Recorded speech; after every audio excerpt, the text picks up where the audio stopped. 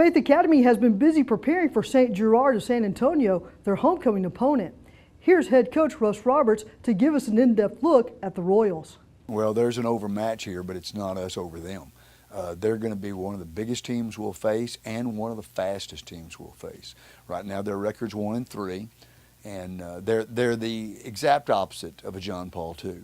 I think they have a new head coach this year, Coach Williams, and he's working very, very hard to discipline these kids and teach them the game. But they have not had a lot of teaching in the past. As a result, they're not a great team. They're a group of individuals. Each week they get closer and closer to a team, and they get better. We've noticed that. They actually won their game early. They played hard. They had a game won last Friday night against London.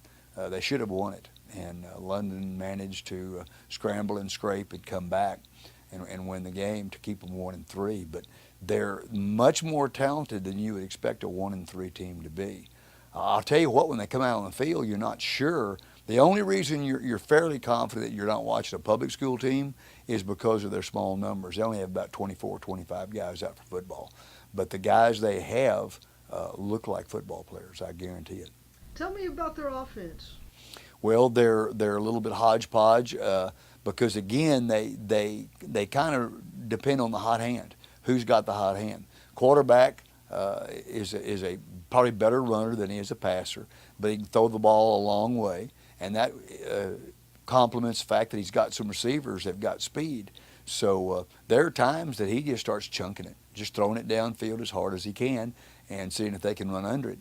Now, that's a blessing and a curse. If they're incompletes, they're going to have second and long a lot and third and long. Those are going to be helpful, but we'll probably have to get some of those.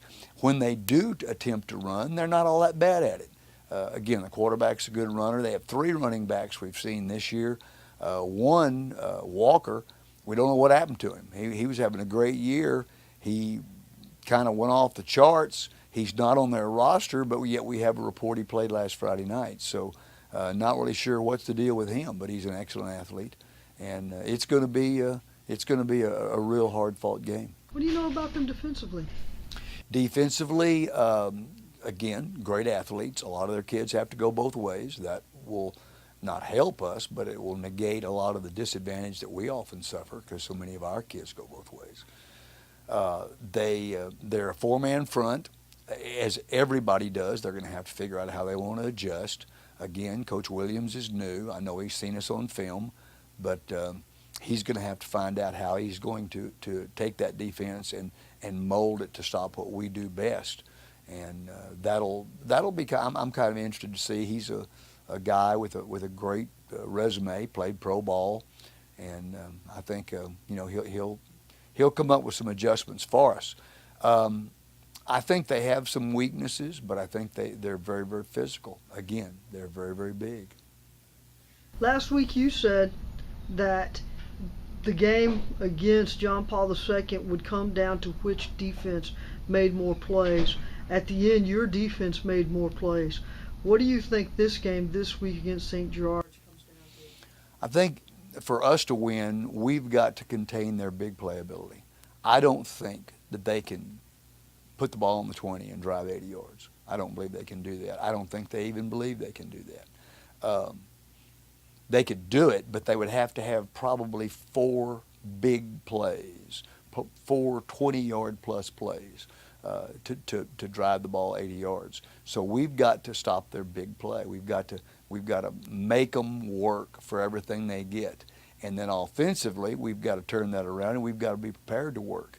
We got to, because they have good athletes that are going to, at times they're going to get good plays on us. We've got to be prepared to stay with our game plan and keep plugging and keep hitting, run off clock time, move the ball, score when we can, and try to take the ball out of their court. Again, I'm glad, as I've told you before, homecoming is not my favorite week. Way too much going on for me to really enjoy homecoming.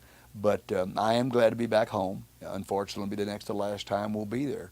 But we are there this week, and I think that'll be helpful against a group of guys that have played far more home games than they have road games. Do you think this week, are you looking for a much cleaner when it comes to the penalties on that stat sheet? Well, I can't predict. We actually cut our penalties down considerably from the week before, but and I'm not certain that we deserved all the penalties we got. But what we did is, and this is something that I explained to the players yesterday. We're getting called for holding, and we're getting called for holding because we're using our hands. Now, hands are legal in offensive blocking, but it's very, very easy to, instead of push, grab a hold. And if you don't use your hands, you don't have to worry about that. Because of that, that's one of the reasons we chose a single wing. I felt like that was way too easy for at that time, a very inexperienced lineman to get into that genre of grabbing and holding people. That's why we went to the single wing, so we could shoulder block. And it's much harder to hold when you're blocking with your shoulder. You can generate a great deal more force. It's a little bit easier to stay low on your blocks with shoulder blocks. And so we've been working hard on that week to get back to using our shoulders and our forearms and less hands. Now, when we throw the ball, and we hope to throw a little bit more this week, obviously we'll go back to blocking with our hands, because that's why they changed the rule. They changed the rule so people would be encouraged to throw. And, of course, most people are. But I think what I've got to do as a coach is eliminate those situations which caused us to get those penalties. And I think that's a big part of it. I think a part of it was the passion of the hour. We saw the game tightening up. We saw it get closer. Our kids began to play with a great deal of passion, and sometimes that goes the opposite side. We had a player that was called for grabbing a face mask in the fourth quarter, and it was so unbelievably ironic because the player he was up against had been holding his face mask for 3 quarters, and he just finally got frustrated. And as we so often say, the official saw the second guy to react, and so that's how we got the penalty. But they'd been doing it the whole game, and the official on my side had heard a little bit of that. I tried to inform him of that fact, but he didn't want to act on that.